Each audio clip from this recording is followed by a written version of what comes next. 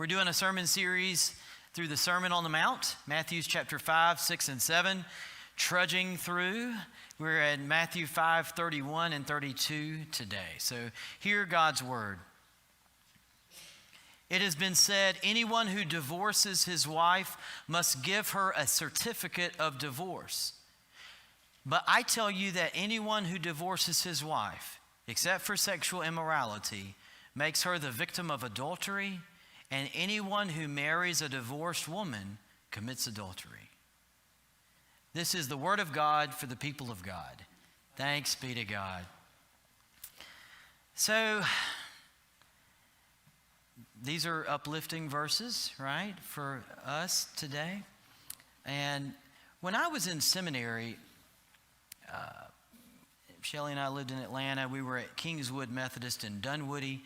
I was a youth director there, and near the end of seminary, I had to preach a sermon that was videoed because in order to get probationary ordination, I had to go through a series of trials, and one of them was a sermon, that you had to write and also preach and be videoed and evaluated. And that's nerve-wracking, really, to be honest with you. And you had to preach a lectionary text, and so the Sunday that I got given was let the little children come to me and don't hinder them, Jesus said, which is a beautiful passage. But that passage is always on the heels of Jesus talking about marriage and adultery and divorce. And so in the passage, you have to read the whole lectionary passage. And so it used those verses, and then it went into the disciples trying to shoo the children away and Jesus walking in them and blessing them. And it's so lovely. So I talked about childlike faith, and I kind of focused on that part. And I didn't ignore, but I really just moved right on past the difficult verses about marriage and divorce. And I'll never forget, you preacher, you kind of go to the front at the end, or the back. For you, feels like the back, or whatever, it's the front. And you greet people, and they say the things that they say. And this one lady came up to me, I'll never forget it. She had this very serious look on her face, and I shook her hand, and she said, "So I guess you think I'm an adulterer then?" And I didn't know who she was. And I said, "Ma'am, no, I don't think that. I'm sorry, no." And she said, "Well, that's what it said. That's what you said. Anyone marries a divorced woman if it commits adultery, so I'm an adulterer." She said it may be different than that, but that's essentially what she said. And I felt so bad, and I just blurted out what was true for me. I said, "Listen, ma'am, I don't think that at all. In fact, I'm married, and my wife was married before. Her husband was not faithful. They got divorced. I married a divorced woman. I really don't believe that it's adultery, And so she goes, and you could see her just sigh of relief, go, "Oh, okay, I guess you really don't think that then," And I honestly think if that wasn't a part of our story, if that wasn't my story and Shelley's story, I don't think she would have believed me, because this is the Bible, and I just stood up and preached. So I learned sort of the hard way that day that some of these verses really hit heavy for different people. And I thought about, I'm not going to do it, but I thought about just having everyone raise their hand who's been divorced. Just so that, I'm not going to do it, but just so that people could see, it's a lot of us. A lot of people, that's a part of their story. A lot of your parents or children, your grown children have been through this. So I just want to say from the get-go, please hear me. I'm preaching through the Sermon on the Mount verse by verse, and I'm not skipping any. And I'm not preaching this today to preach at anybody, okay? I'm really not. I do think this text needs to be lifted up in a big way in our culture today, especially in the church, because I feel like something terrible has happened in the last, 50, 60, 100 years of church history, is that some Christian churches have taken certain verses about marriage and divorce and such and applied them very rigidly and actually done harm. And then other churches have kind of ignored them and just really not bothered to deal with them. And I think both of those have done a lot of harm. And because marriage is difficult sometimes, but divorce it always causes pain and difficulty and disruption, and it's not good. And so all that to say, grace and peace. Can we just be a church that says grace and peace to each other? For whatever you're going through, whether you've had a divorce, whether maybe you feel like you're heading for a divorce now, maybe wherever. Maybe you're in a marriage that's unhappy, or maybe you have never been married and this whole conversation is annoying because you didn't ever get something that you wanted. Or maybe your spouse has died and so there's just grief and it's like, I don't want to talk about marriage period right now. So we're all somewhere. But, all right, said the prefacing comments. Now, buckle up, Buttercup. Okay, you ready to go? All right, because we got some ground to cover. All right, so we've got to deal with that the first century is different from the 20th century and the 21st century. Vastly different. And so I got to do some fact, history, interpretation work for this to make sense, okay? This is important. 2,000 years ago, life for a woman was vastly different than it is today. Life for a woman in the first century was very different. Women did not have equal rights with men. Women had to be under the protection of a man, either a father or a husband, in order to have security, in order to have financial security and physical security, in order to have any way of having a livelihood. There was no way for a woman to meaningfully provide for herself. I should say scarcely. There's probably a couple exceptions, but there was really no way for a woman to protect or provide for herself unless she was living with her father or living with a husband or living with children, grown children who were taking care of her. Are you tracking with this? Very different from today. If a woman had no husband or father, if somehow she lost her family or got kicked out, or if some scandal happened, if a woman had no husband or father who would take her in, her only hope would be to have a charitable relative who might begrudgingly take her in. And usually it would be begrudgingly because this was not, a time of plenty. And so this was money and space and energy taken up. So if she had family that would begrudgingly take her in, that would be good. If not, perhaps she could find a man who would take her in, and I hate to use this phrase, but it would be taking her in as damaged goods. Okay? And so it would be this less than existence filled with shame and difficulty. And then if neither of those options panned out, she would be forced to choose prostitution. And that was the way it was. Hear me. That's the way it was. Okay? What I mean is, in the first century, there was nobody protesting this. There was no marches in the street protesting this. Everyone was like, yeah, that's how it is. Are you tracking with this? It's so, again, we can talk about stuff today, and Lord knows we got problems today, but it was really different for men and women in the first century than today. Now, life for women was also vastly different in the first century when it came to marriage and divorce. The woman lived her life entirely at the whim of a man. That's just a fact. A man would decide if she got married or not. It really wasn't up to her. It was kind of like she was considered property. Today, our culture has changed a lot. In fact, today, if there's a difficulty in a marriage or if there's divorce and it goes to court, all things being equal, a lot of times, who does a court side with? The woman, because our society recognizes that women still are more vulnerable. And so there tends to be in our culture a leaning towards taking care of the woman even in the court system when it comes to that. That's, why that is? It's actually because of Jesus. Because our culture has become more Christian through the centuries. How about that? Because Jesus was very pro-women. But in the first century, if something went to court, the woman did not have a right to testify. Her word was invalid. I'm sorry about this. It makes me mad too. It's disgusting, but like I said, that's the way it was. And so, unless there was just some preponderance of evidence, it was what the men said that went. The man's word was what counted. A man could legally divorce his wife for any reason whatsoever. A woman really could not divorce her husband. She couldn't initiate divorce. It just wasn't on the table. Did you notice in the reading, Jesus is talking to men? Now, Jesus has female disciples, but did you notice he's saying, if a man, I can't remember how he says it, anyone who divorces his wife. He doesn't say who divorces her husband. Why is that? Because no one in the first century was even thinking that was an option. You see the imbalance, you see the difference in the first century to today. So a man could legally divorce his wife for any reason, and a woman really had no say-so. So when we engage with the Bible, when we engage with biblical texts, which are the Word of God for us, we have to do some hard work, and that is saying, what did this originally mean to the first hearers?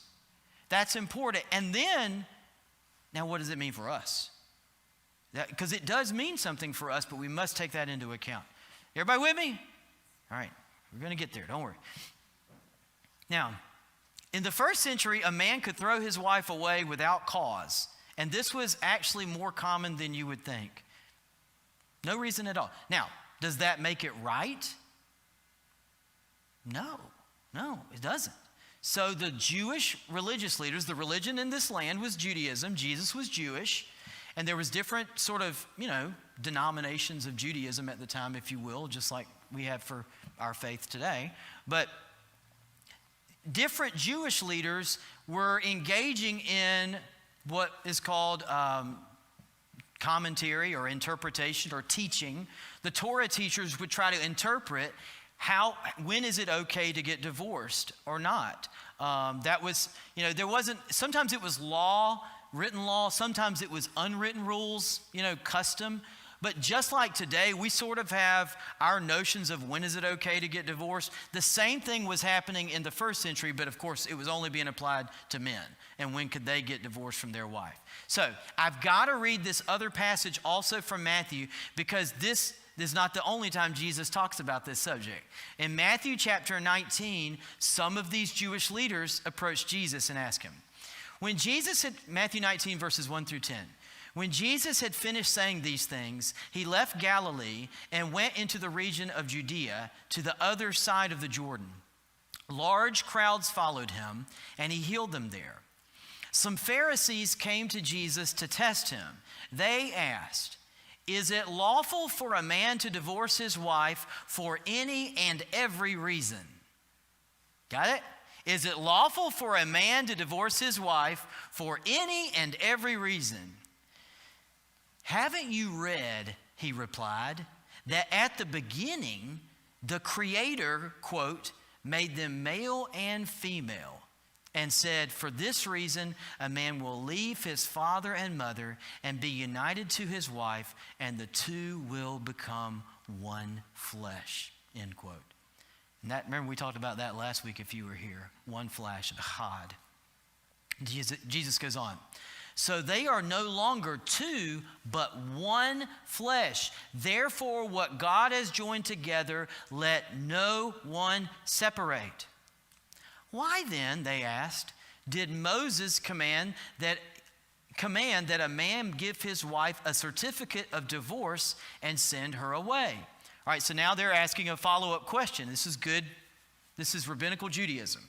They're asking a follow-up question, and they're quoting the Bible. Deuteronomy 22 through 24, a lot of that legal material deals with, okay, well, when is it okay to get divorced? When is it not okay? They're trying to parse this out in Deuteronomy, and Moses, that's when they say Moses weighs in on this, and they're right. They're literally quoting Deuteronomy back to Jesus. Well, okay, big guy, why did Moses say if you want to get divorced, give her a certificate of divorce and send her away? In Judaism, that's called give her a get. A get is a certificate of divorce that's a written document, a legal document. Jesus replied, "Moses permitted you to divorce your wives because your hearts were hard." Moses permitted you to divorce your wives because your hearts were hard. But it was not this way from the beginning. I tell you that anyone who divorces his wife, except for sexual immorality, and marries another woman, commits adultery. Now listen to their response. This is the disciples. The disciples said to him, I'm going to add in, All right, it's not in the text, but I think it clearly was in the text. I think the disciples said to him, whew, if this is the situation between a husband and wife, it is better not to marry. Now, doesn't their response tell you everything about how easy it was to get divorced in the first century? How common it was to just throw your wife away if you needed to, if you were tired of it, whatever. And so it's so funny to me, the disciples are like, whoa, wait. You're saying we have to stay married unless there's infidelity? I'm not getting married. You know, like, it's just like, whoa. So a man in Jesus' day was actually thought to be righteous if he did his ex-wife the courtesy of giving her a certificate of divorce. Isn't that so righteous of them that they did that? It's in Deuteronomy. They're following the Bible. But here's the thing. In that society, it's so different from ours. In that society, if a man just said, get out of here, you're done, I'm through with you, just kicked her out, put her out on the street with no recourse and no divorce, guess what? And she has nowhere to go, if she is caught with another man, she is committing adultery in the eyes of that society and will be killed. Whoa. And so when Moses says give her a divorce certificate, that's actually a kindness, because it's saying it gives her legal protection. So if she has to be with another man, as bad as that might be, it's not adultery. And even if she has to enter a life that no one wants to enter into, she can do that and it won't be called adultery. Again, all of this is repugnant to me, but this is the world of the first century in which Jesus is speaking. So there was a couple rabbis, same as in Christianity today. Y'all ever notice that sometimes people want to know, well, what do you think about this, preacher? What do you think about this? And they're trying to size me up to see if I'm, on their side. Do you know what I'm saying? Same thing in the first century. There were two rabbis and there was a lot of rabbis, and there was different rabbinical schools of thought, but there were two biggies in the first century. One was Rabbi Shammai, and one was Rabbi Hillel. And a lot of Jews were either going to say, I'm kind of a Shammai guy, I'm a Hillel guy, and they had schools, and they had other rabbis that were in training under them. Now, Shammai is always, Shammai was more conservative, and Hillel was more progressive. And I don't even like using those terms because it's not exactly how we use them today. But Shammai was more rigid with the scriptures. So for instance, when Jesus is asked about Sabbath keeping, which is a frequent topic with Jesus. Hey, your disciples are doing this on the Sabbath. What's up with that? So Shammai would have a strict reading of the scriptures. If it says this, do this. Whereas Hillel would say, it's not about the letter of the word, it's the spirit of it. So he would have a more nuanced interpretive approach to different passages. Make sense? Okay, Shammai, Hillel. Interestingly, Jesus, he's tested a lot on these things. He almost always goes with Hillel. Jesus is almost always, because that's how he looked at the scriptures. He said it's not about the outward, it's the outward observance, it's the heart. I mean, that should not be a surprise to you, I hope, that Jesus is saying, what does it look like for us to follow these scriptures today? He almost always goes with the more progressive, or that might not be the best word, but Hillel's interpretation, except for one time. Guess which time? This one. So Hillel taught that divorce was allowable for any reason, even if the wife had burned the food or oversalted it. I'm sorry, he wrote that down, and now we get to laugh at him a little bit, but it's his own fault for writing it down. It could be worse. Rabbi Akiba said that divorce was allowed even if a man saw a woman whose appearance pleased him better, and he wanted her more than the woman he had. That did not age well, that comment. But I'm saying this because I want you to get like, wow. Certainly we still have wandering eyes in our culture, but I don't think anyone's going, yeah, that's fine. But that's what religious teachers were saying in the first century of Jesus' day. But Jesus sides with Shammai, and he literally quotes Shammai's interpretation, which is divorce is not allowable except for infidelity. That's it. That's it. That's the only, you got to fight for your marriage. Now, when Jesus teaches the way of the kingdom, he does indicate, this is trying to tie it together. Jesus does indicate that divorce is sometimes permissible and perhaps even necessary, but it was never God's original intent. It wasn't God's design. Did you notice what Jesus did?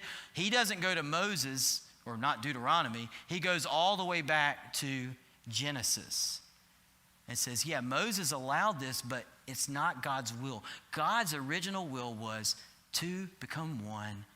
They love each other. There's beauty, there's health, there's life, there's vitality till death do us part. That's God's will, but why did that not take? Because of, he says it, Moses allowed divorce because of the hardness of human hearts. And so Paul actually hints at this as well in 1 Corinthians 7. And I'm not even going to try to get into all that. There's a lot in here, okay? But one of the things Paul says is, if you're married but an unbelieving spouse leaves, let them go. So the scriptures actually teach that adultery is a reason why sometimes a marriage has to end. By the way, it doesn't mean it has to. Some Christians misread that and go, oh, adultery, well, got to get divorced now. No, you don't. You may have to because it's just so broken beyond repair. But I know, and I bet you know people where there has been infidelity, and yet they have fought, and there has been forgiveness and mercy and healing because Christ is amazing. And so I just want to say that even adultery doesn't have to end a marriage, but many times it does, and it needs to. And Jesus says sometimes it has to.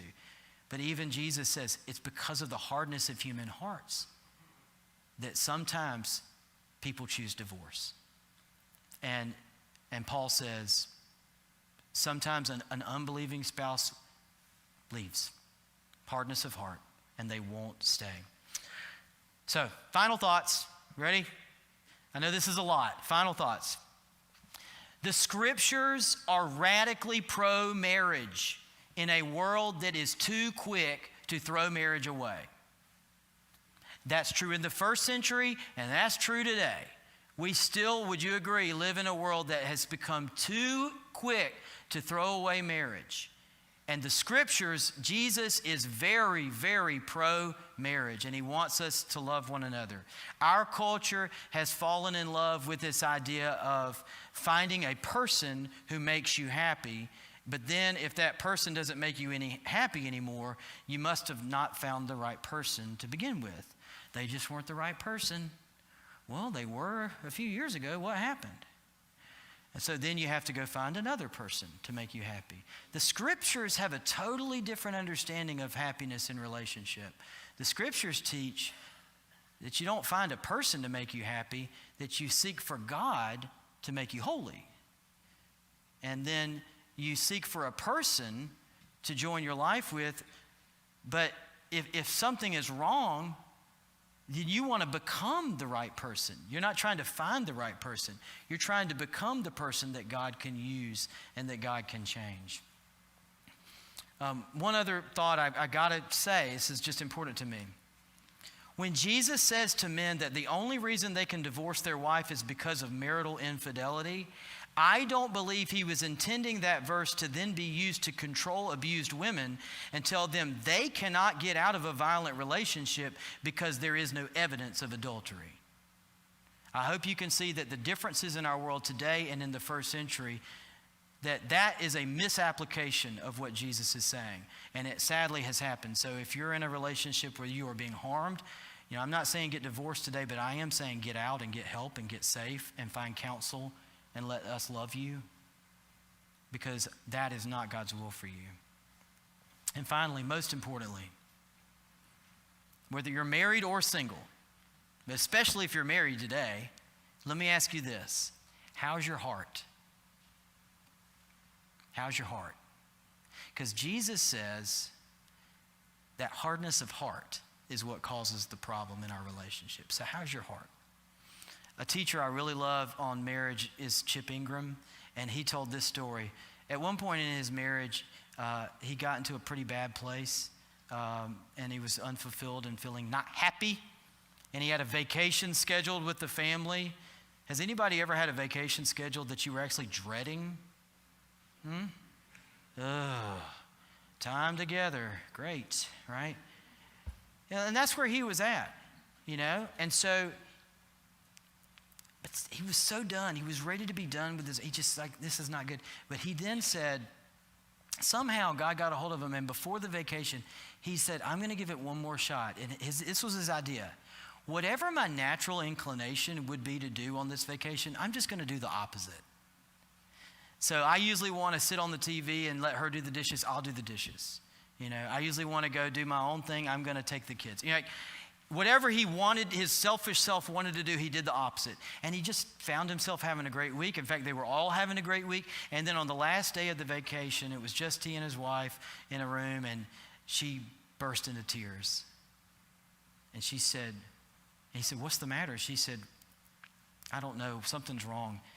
Am I dying? And he said, huh? Am I dying? And he said, I don't know. What are you talking about? She said, I had a physical last week at the doctor. Did the nurse call you and give you my test results or something? Do you know something I don't know? Because you're acting weird with me. Am I dying? And he said, no, honey, you're not dying. I promise. She goes, are you dying? And he said, no, honey, I'm not dying. I'm just starting to live. I'm just starting to live. Let's pray. God, this is tough stuff, God. I mean, there's so much pain and brokenness, even in just this room. And then, of course, we've got people watching online. So, Lord, I know in this room, and I know people watching now or perhaps later, there are just going to be people who this hits hard or it brings up pain and hurt. Maybe our parents got divorced, or maybe we've gone through something. But, God, we just ask for your grace. Lord, I do thank you that, Jesus, you are one. You're one who can do this restoration work. You're the only one who can take hearts that have gotten a little bit hard and soften them up. And so, Lord, for everyone here today, whether they're in a marriage, whether they're single by choice or not, God, I just pray that you will give us your grace, work on our hearts. Lord, for those of us in marriages, help us to love our spouses well. Help us to love with the love of Christ. For those of us who are single, Lord, help us to love you well. Help us to pursue wholeness in our own hearts so that when that relationship may present itself,